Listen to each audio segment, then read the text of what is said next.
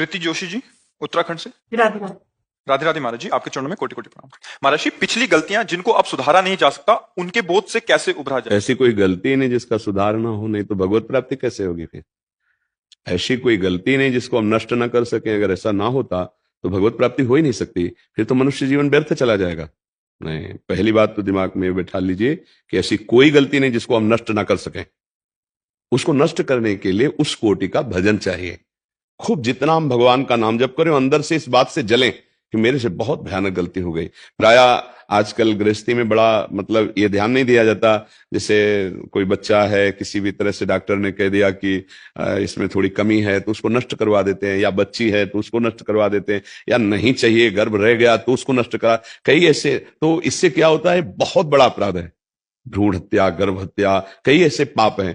पर अगर हम मनुष्य जन्म में इन पाप अगर हो गए, इनको मिटा ना पाए तो हमारी दुर्गति हो जाएगी। लेकिन हमारा मनुष्य जन्म मिला, अगर हमसे भूल हो गई, गलती हो गई, अज्ञान में हमसे गलती हो गई, स्वार्थ में हमसे गलती हो गई, तो अब हम सुधार ही नहीं हो सकता। नहीं, बिल्कुल सुधार हो सकता है। हम भगवत प्राप्ति करने योग्य मनुष्य देह को प्राप्त करके हम ऐसे नारकी गतियों को जाए, ऐसा नहीं। गलती हो गई, हम उसके सुधार का प्रयास करते हैं। ऐसी कोई गलती नहीं जिसका सुधार ना हो, पर वो उस कोटि का प्रायश्चित होना चाहिए।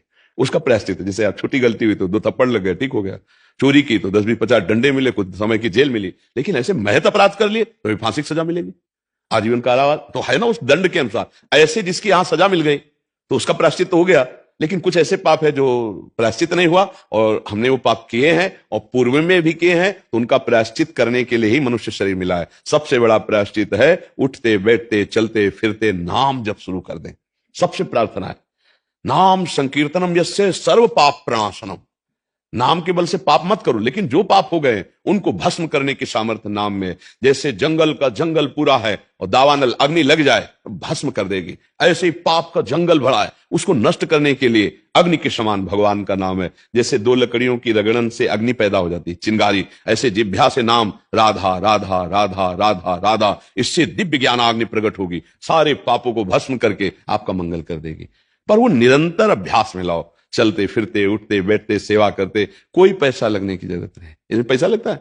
हम कह रहे हैं अपवित्रा पवित्रो असर्वावस्थांगतो पिवा यह स्मरेत पुंडरीकाक्षम सवाभ्यंतरा शुचि। अपवित्र हो या पवित्र कोई मतलब नहीं। राधा राधा राधा, श्याम श्याम श्याम श्याम, वो अंदर और बाहर दोनों जगह से पवित्र कर देगा नाम। अंदर के सारे पाप को नष्ट कर देगा, बाहर के विघ्नों को नष्ट कर देगा। पर भजन होना चाहिए। पहली बात तो ये सोचे ही ना कि अब हमारे पापों का नाश हो ही नहीं सकता। नहीं हो सकता तो भगवत प्राप्ति कैसे होती? साधन धाम मोक्ष कर द्वारा, ये मनुष्य शरीर है, हम सब प्रारब्ध को भोग लेंगे, संचित को भस्म कर देंगे, नए कर्मों का सुधार करेंगे और भगवत प्राप्ति करेंगे। अरे माना कि हमारा इतना जीवन गलती में चला गया तो पूरा जीवन हमारा व्यर्थ चला जाएगा क्या? गलती हो गई, अब उसका सुधार करेंगे। मानव जीवन सुधार के लिए मिला है, क्यों, किसका प्रश्न है? हाँ, तो सुधार के पक्ष में रहिए। हमसे जो भूल हो गई, हमसे जो गलती हो गई, प्रभु हैं वो हमें क्षमा करेंगे। हम अपना साधन करते हैं, नाम जप करते हैं, धर्माचरण करते हैं, पुनरावृत्ति गलती की नहीं करते हैं, पक्का सुधार हो जाएगा। नहीं तो भगवत प्राप्ति फिर कैसे होती है? अगर मनुष्य जन्म भगवत प्राप्ति के लिए है और पापों का नाश ना हुआ तो फिर भगवत प्राप्ति कैसे होगी? तो उठते बैठते, इसीलिए सबसे प्रार्थना करते हैं, उठते बैठते चलते फिरते, माला से, काउंटर से, बिना माला, ऐसे जबान हम बोला राधा राधा राधा, वो गया हमारे सरकारी बैंक में, वो प्रभु के चरणों में गया। तुम गिनो या ना गिनो, वो गया। उसको ये नहीं कि अब हम गिना नहीं और समर्पित नहीं किया तो कैसे समझ। जब हम राधा राधा राधा कह रहे हैं तो श्री जी सुन रही हैं और उस श्री जी के पास नाम जा रहा है, उसका फल हमें अवश्य मिलेगा। नाम जब अपने प्रभाव से ऐसे पापों के अंधकार को नष्ट करता है, जैसे सूर्य भगवान उदय हुए तो सब अंधकार गया। आज का सत्संग अगर सुनना ना सुने हो तो सुन लेना, बहुत संतोष मिलेगा, बहुत बल मिलेगा। नाम महिमा का बहुत सुंदर गान था। तो नाम ही है जो जीव का परम कल्याण। अब कलिकाल क्या साधना हो सकती है? आप लोग खुद ईमानदारी से देख लो, मना स्थिति क्या है। इसलिए जबान से राधा राधा राधा राधा, न पैसा लगता है ना हम तुम्हें दान पुण्य की कह रहे हैं। जैसे हो खूब कमाओ खाओ, धर्म पूर्वक चलो, राधा राधा जपो, भगवत प्राप्ति हो जाएगी। खूब नाम जप करो। देखो ये अध्यात्म है, ये पैसा वाला नहीं है। बिना पैसा के भगवत प्राप्ति वाला मार्ग है। अध्यात्म का मतलब क्या होता है? अगर यहां भी पैसा तो फिर सब गड़बड़ हो गया ना। हाँ, कुछ नहीं, 1 रुपए की जरूरत नहीं। धर्म पूर्वक कमाओ। कभी किसी को भूखा देखा तो अपनी भोजन की थाली का भोग उसको दे दो। हम एक टाइम भूखे रह सकते हैं, तुम पालो, ये बात है। और नाम जप करे तो अब ऐसा नहीं कि दूसरे को, मतलब आप बहुत बड़े शासन में पद में हो, दूसरे को अधर्म पूर्वक दबाया जाए, उससे धन लिया जाए, फिर दशांश से दिया जाए और तुम्हारा मंगल हो जाएगा। तो नहीं, लेने वाला और देने वाला दोनों नरक जाएंगे। क्योंकि पापाचरण कभी किसी का मंगल नहीं कर सकता, अधर्म कभी किसी का मंगल नहीं कर सकता। पापाचरण बंद करो और जो तुमने गलती की है उसका प्रायश्चित करो और नाम जप करो, घर में ही पवित्र हो जाओगे। परमार्थ में, भगवत प्राप्ति में पैसे की, एक पैसे की जरूरत नहीं है। प्रभु बाप को बाप कहने के लिए किसी सरकारी लायकात की जरूरत नहीं है। हमारा जन्म सिद्ध अधिकार है भगवत प्राप्ति करना, उसमें किसी की दलाली की, किसी के सपोर्ट की बिल्कुल जरूरत नहीं है। हां, हम भूल गए हैं वो मार्ग, तो वही भगवान गुरुदेव के रूप में संत की वाणी में बैठ के अपना मार्ग बता रहे हैं, हम उस पर चल देते हैं। यह लेन देन वाला थोड़ी विषय है, चलने वाला विषय है। अपना मन भगवान के नाम में लगाओ, अपने आचरण शुद्ध करो, धर्माचरण।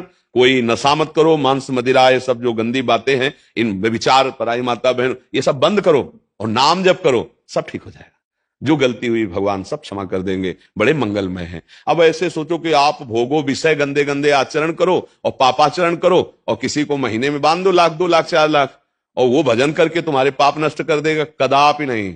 ऐसे जो खान पान करते हैं उनकी बुद्धि पाप से सन जाती है।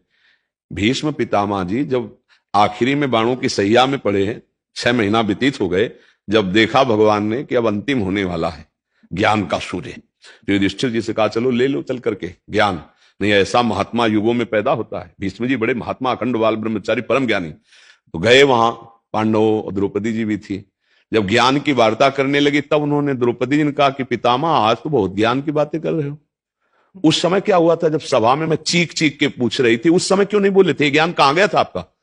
तो उनका बेटी क्षमा करना, उस समय पापी दुर्योधन के अन्न के प्रभाव से 6 महीना हो गए बाढ़ पर पड़े हुए, सब रक्त बह गया, अशुद्ध और भारी पीड़ा से प्राश्चित हो चुका। अब मेरी बुद्धि शुद्ध हो चुकी, अब जो प्रश्न करोगे उसका उत्तर दें। समझ रहे हो? पापात्मा पुरुष का अन्न खाने से अखंड बाल ब्रह्मचारी भीष्म जैसे महापुरुष भी कह रहे हैं कि बुद्धि ठीक निर्णय नहीं कर पाए। तो अगर अधर्माचरण से कमा के आप दान भी करोगे तो पाप ही होगा, क्योंकि वो भजन के लिए बैठा था, उसकी बुद्धि भ्रष्ट कर दी। तो पहले तो तुमने पाप किया, पाप की कमाई दी, तो उसकी बुद्धि भ्रष्ट हो गई और डबल पाप। पाप से कभी धर्म नहीं होता। इसलिए हमसे जो गलती हो गई उसका समाधान करेंगे। जैसे कभी ऐसे अपराध बन जाते हैं जो अभी पीछे हम बोले, तो भगवान का आश्रय ले ले। भागवत में साप्ताहिक की संस्कृत से जो मूल है उसके पाठ में बहुत बड़ी सामर्थ्य। धुंधकारी महापापी था, जे ही 7 दिन पूरी भागवत सुनी तो विमान आया, भगवान के स्वरूप को धारण करके वो गया विमान में।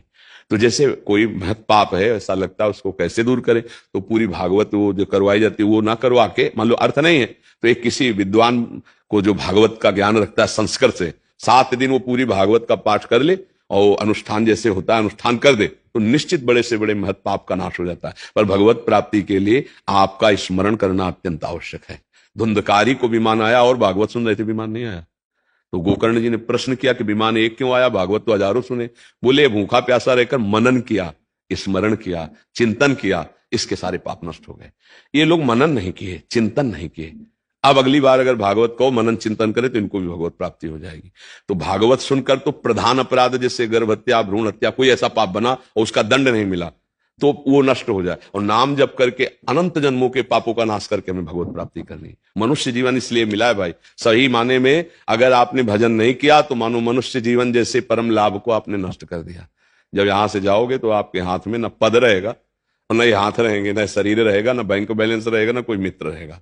आपको अकेले यहां से जाना होगा और आपने जो कर्म किए हैं वो ले जाना होगा, शुभ या अशुभ कर्म। तो हमें लगता है गठरी को आगे यहीं लगा दो, बोझा काय को ले जा। शुभ अशुभ दोनों को भस्म करने की ताकत भगवान का आश्रय लेकर नाम जपने से है।